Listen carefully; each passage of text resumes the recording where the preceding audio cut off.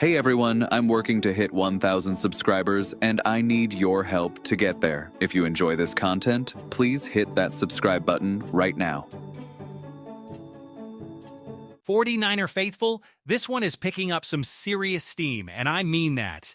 More and more national writers keep connecting Max Crosby to the San Francisco 49ers, and the more I dig into this story, the more it genuinely feels like this star pass rusher could end up right back in the Bay Area, just this time wearing red and gold instead of silver and black.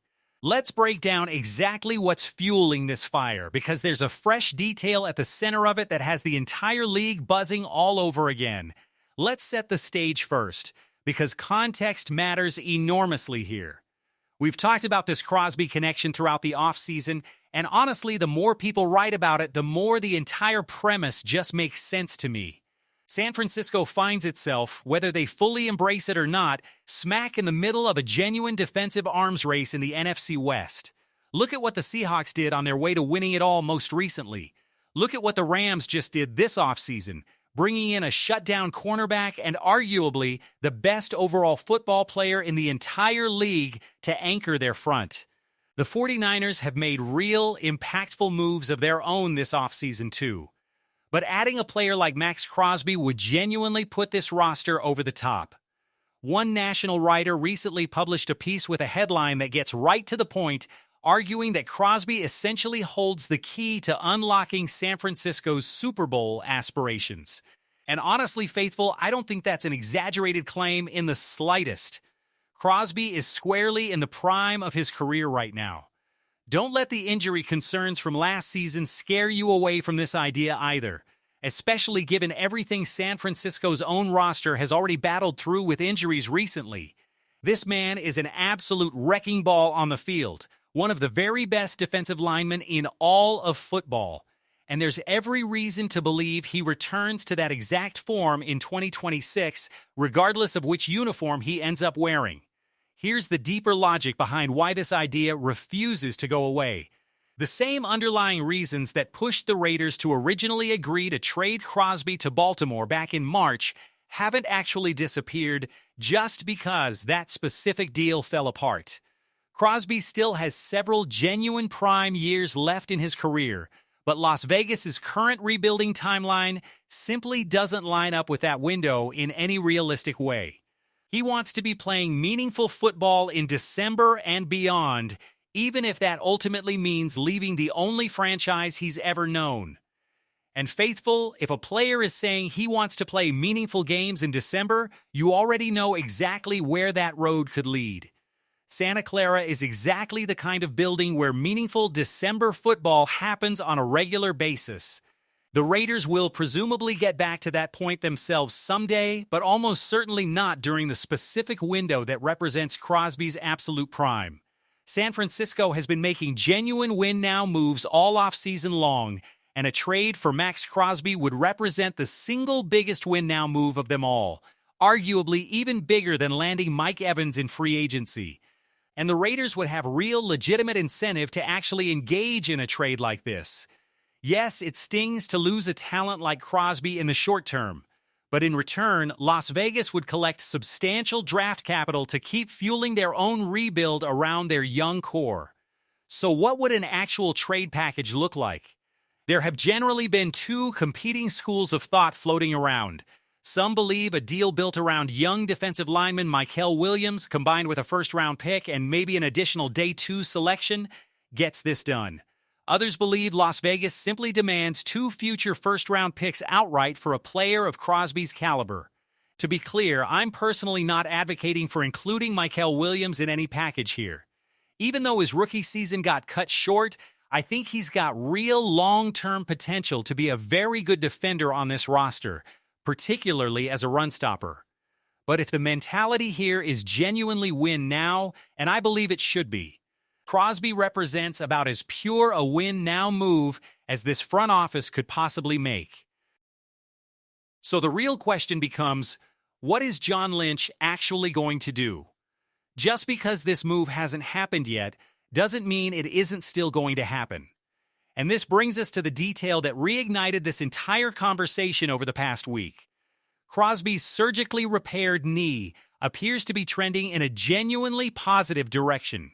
By most accounts, all signs point toward him being fully ready to roll once training camp opens, and the limited work he was able to put in during OTAs and minicamp showed him looking well on his way to a complete recovery. That's obviously encouraging news on its own. But here's the thing. Faithful, limited offseason reps aren't the same as live, competitive game action.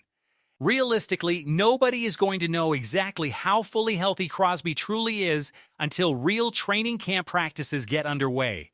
And that's precisely why it makes complete sense for a front office like San Francisco's to wait and closely monitor those camp reps before making any kind of significant move. Remember, one of the biggest blockbuster trades in recent NFL memory. Sending Micah Parsons from Dallas to Green Bay didn't happen back in March or April either. It happened much closer to the actual season. Big trades like this one absolutely can and often do come together later than fans expect. And then, right in the middle of all this speculation, Crosby himself dropped a genuinely cryptic message on social media that sent the entire rumor mill into overdrive all over again.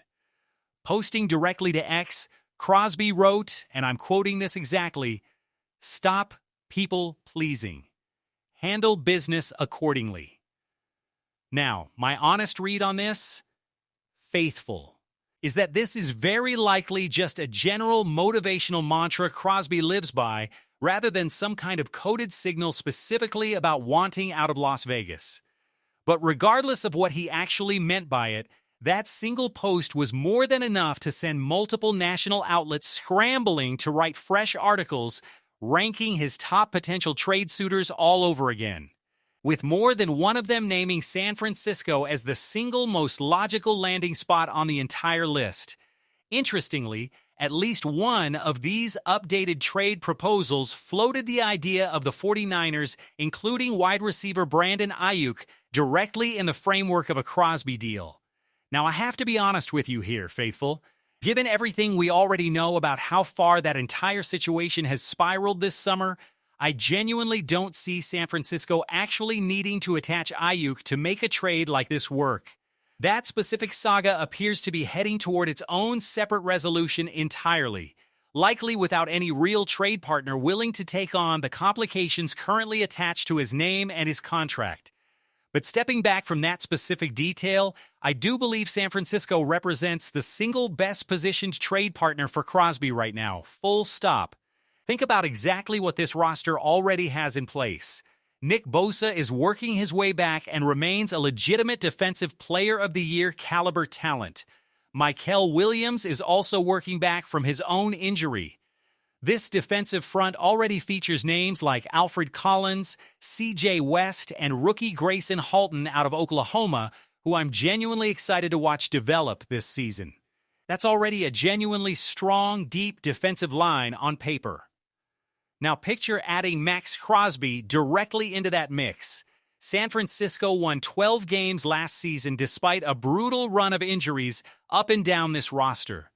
Do you really think a healthier version of this team doesn't match or exceed that win total this year? And then you go ahead and add a player like Crosby on top of everything else? That's not just a good roster anymore, faithful. That's a legitimate Super Bowl caliber roster. Here's how this entire situation likely plays out from here. San Francisco has the time and the patience to simply monitor Crosby's health throughout the summer. If he comes out of the gates during training camp looking like his dominant self again, terrorizing Raiders practices the way he always has, every remaining doubt about his knee gets put to rest almost immediately. And the moment that happens, Las Vegas is going to get absolutely flooded with calls from interested teams around the league. San Francisco needs to be one of those teams making that call. And honestly, faithful, that's my genuine closing thought on this entire situation. San Francisco can't just be one of several teams casually inquiring about Crosby's availability. They need to be the team that actually wins this race and gets a deal across the finish line.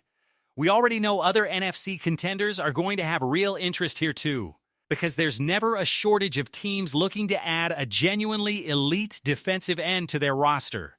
San Francisco already has strong, promising pieces up front, and we still need to see exactly what a fully healthy Nick Bosa looks like this season.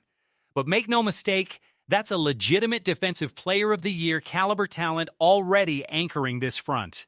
Pair him with Max Crosby, and you're talking about one of the most fearsome edge-rushing duos anywhere in professional football.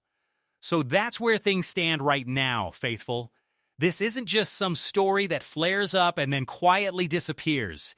It keeps resurfacing, whether it's a new landing spot ranking, a cryptic tweet, or a fresh round of insider reporting, and every single time it does, the case for San Francisco being the best possible fit only gets stronger. All right, I want to hear your honest thoughts on this down in the comments section right now. What would your ideal trade package for Max Crosby actually look like? Are you comfortable including Mykel Williams in that deal? Or do you think San Francisco should hold on to him and simply offer up premium draft capital instead? And be honest with me, do you genuinely believe this trade gets done before the regular season kicks off? Or does this situation ultimately play out closer to the trade deadline once everybody has seen more live game action?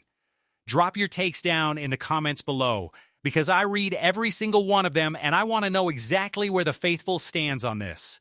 If today's update got you fired up, please do me a favor and smash that like button, because it genuinely helps this channel grow and reach even more of the faithful who need to see exactly what's happening with this story. And if you haven't already, go ahead and hit that subscribe button and turn on notifications, because when Crosby news breaks, we are going to be right there covering it.